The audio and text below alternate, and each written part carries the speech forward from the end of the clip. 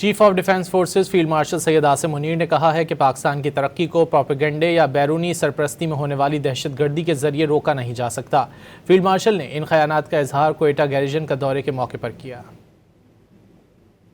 Chief of defence forces field marshal general Asim Munir نے منگل کو کوئٹہ گیریژن کا دورہ کیا۔ انہوں نے command and staff college Quetta میں زیر تربیت افسران اور فیکلٹی سے خطاب کیا۔ کالج کے اعلیٰ تربیتی معیار، ڈسپلن اور پیشہ ورانہ مہارت کو سراہا۔ فیلڈ مارشل نے جدید جنگ کے تیزی سے بدلتے ہوئے کردار پر روشنی ڈالی۔ جدید ٹیکنالوجیز، ملٹی ڈومین آپریشن، تینوں افواج کے باہمی تعاون اور مستقبل کے جنگی چیلنجز سے باخبر رہنے کی اہمیت پر زور دیا۔ فیلڈ مارشل نے کہا کہ پاکستان کی ترقی کو پروپیگنڈے یا بیرونی سرپرستی میں ہونے والی دہشت گردی سے نہیں روکا جا سکتا۔ فیلڈ مارشل نے افسران کو ہدایت کی کہ وہ بدلتے ہوئے جنگی تقاضوں کے مطابق خود کو اور اپنی افواج کو مسلسل تربیت دیں، پیشہ ورانہ مہارت، تیاری اور آپریشنل عمدگی کے اعلیٰ ترین معیار برقرار رکھیں۔ بعد ازاں فیلڈ مارشل نے بلوچستان میں تعینات